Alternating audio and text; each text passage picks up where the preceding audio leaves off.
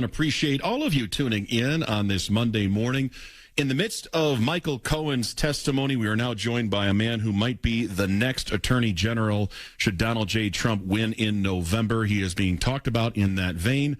He just gave an explosive interview on BBC where they were trying to advance the narrative that Donald Trump was on trial for personal behavior, and he fought back against it. You can find him on X, on Twitter, at MRDDMIA.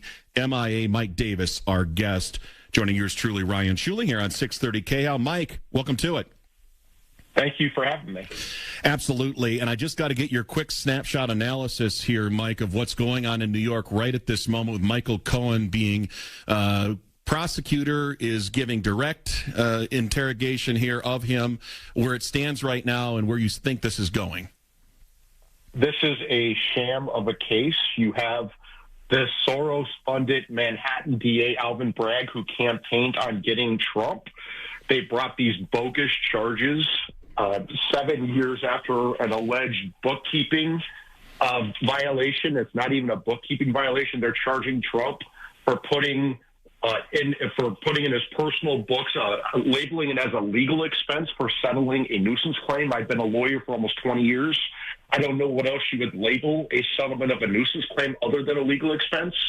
And they've tried to turn this case into what is at best a bookkeeping misdemeanor that's time barred beyond the statute of limitations into these 34 felony charges in front of this Manhattan Democrat Judge Juan Merchan, who donated to Biden, who donated to another anti-Trump cause, whose adult daughter, Lauren Merchan, is a Democrat fundraiser, raising millions of dollars off of this unprecedented trial over which her father is presiding, which requires Judge Merchan's recusal under New York statutes. And in response to that recusal motion, this Judge Juan Merchan expanded this illegal, unconstitutional gag order.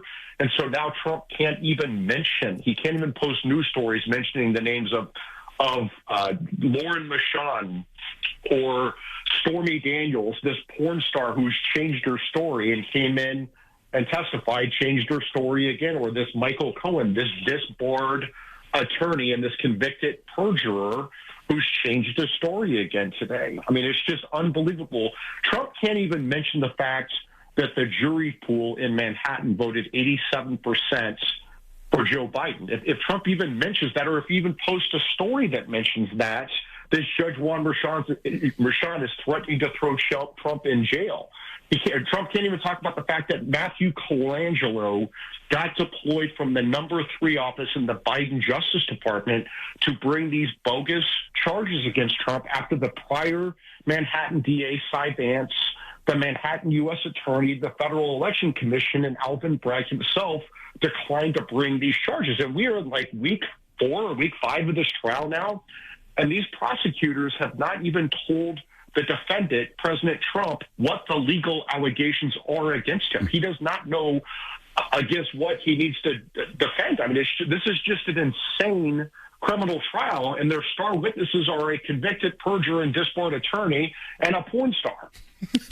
He was a law clerk for Justice Neil Gorsuch, and again, you can follow him on X at MRDDMIA. Mike Davis, our guest. There are 2 tiers on where it goes from here, Mike, that I want to ask you about, and you just outlined a whole bunch of reasons why this should be taken up on appeal and overturned if it were a guilty verdict. But however, the Trump attorneys are going to have their opportunity to cross-examine Michael Cohen today. If you were part of that team, what is the most important thing that Trump's attorneys need to do in that cross-examination of Michael Cohen for the jury today? They need to destroy his credibility with the fact that he's a disbarred attorney, that he's a serial perjurer, he's a convicted felon. He's changed his story many, many times, and he's not pointing to specific evidence that Trump instructed him to do anything, right? He just did this on his own, it sounds like. And here's the issue. Even if everything they allege against Trump is true, that he settled this nuisance claim from a 2006 incident and settled this nuisance claim and put it in his books in 2017, how the hell did that interfere in the election in 2016 when he put this in his books in 2017?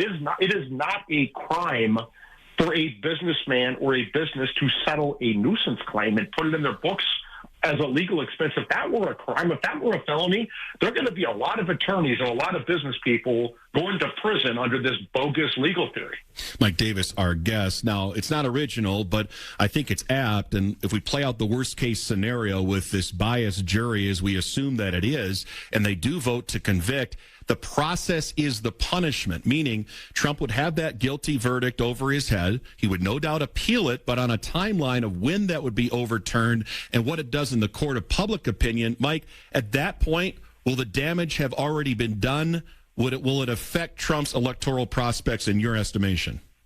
Well, that was the goal of this Democrat prosecutors and Democrat judge, and they actually rigged the jury selection process. The jury pool is 87% for Biden, and they actually rigged it even more, this judge and this prosecutor, by weeding out people who follow Trump on social media, but not weeding out the people who follow Biden on social media. So if they found 3 people in Manhattan who actually supported Trump and follow him on social media, they got struck. I mean, this is clearly a rigged process by a corrupt judge who should have recused because his adult daughter's raising millions off this case. A Biden senior political appointee, Matthew Colangelo, Alvin Bragg, the Soros-funded DA who campaigned on getting Trump, and a porn star and a disbarred, disgraced perjurer and felon lawyer, Michael Cohen, both of whom have changed their story numerous times. But at the end of the day, they're still going to find Trump guilty, and they're still going to try to put him in prison.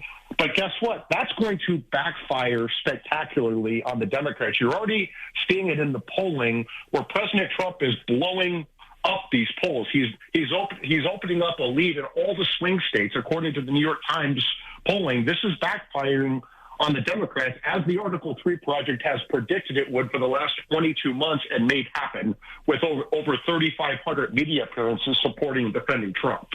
Mike, I'm going to ask you a hypothetical that is future dependent on Trump winning the election, but you have really shined in your analysis when I've watched you on Fox News, Newsmax, and your name is being bandied about as a potential attorney general. Just playing that out, if you are the next attorney general, what would be your first order of business addressing things like we're watching unfold here with lawfare, all the corruption that's going on in Washington, D.C.? What would be your first order of business? Well, first of all, I'm not going to be the attorney general because I can't be confirmed. I'm too controversial, and I have the background on that because I was the chief counsel for nominations on the Senate Judiciary Committee. So I was the lead Senate staffer on these confirmations of the attorney general and judges. So I do have some experience there, and I can assure people there's no chance in hell I would get confirmed. I would get one charity vote from my former boss, Senator Chuck Grassley from Iowa, and it would end his 65-year political career. So I don't think that's happening. But I always joke that I want to be Trump's viceroy of D.C. because then I'm not accountable to judges or Congress, and then we can really rain hell on these Democrats. But look, what needs to happen when the acting attorney general gets in there on day one? Whoever it is needs to open a criminal probe. This is obviously Democrat lawfare and election interference. This is a conspiracy against rights, against Trump's constitutional rights. His top aides like Steve Bannon and Peter Navarro, his attorneys like John Eastman and Jeff Clark, his January 6th defendants. The Democrats have politicized and weaponized our law enforcement system at many different levels. The federal level, Bragg's office in New York, Tish James' office in New York, the Fannie Willis down in Georgia with Nathan Wade, her dumb, unqualified boyfriend, billing his time to meet with the Biden White House. This is a criminal conspiracy. President Biden and his staff have their fingerprints on every single one of these cases. This is a criminal conspiracy, 18 U.S.C. 241, conspiracy against rights. It's a very serious civil rights felony with up to 10 years in prison. And guess what? There must be severe political, legal, and financial consequences for everyone inside of government and outside of government who has participated in this criminal conspiracy. I love it. Viceroy. We'll go with that, and you'll see more analysis from him in many of these shows in the aftermath of what we're watching unfold here today with Michael Cohen's testimony in the Manhattan trial. Follow him on X, MRDDMIA. He's Mike Davis, Trump's Viceroy. Thank you so much for your time today, Mike, and we'll talk again in the future. Thank you. All right, Mike Davis.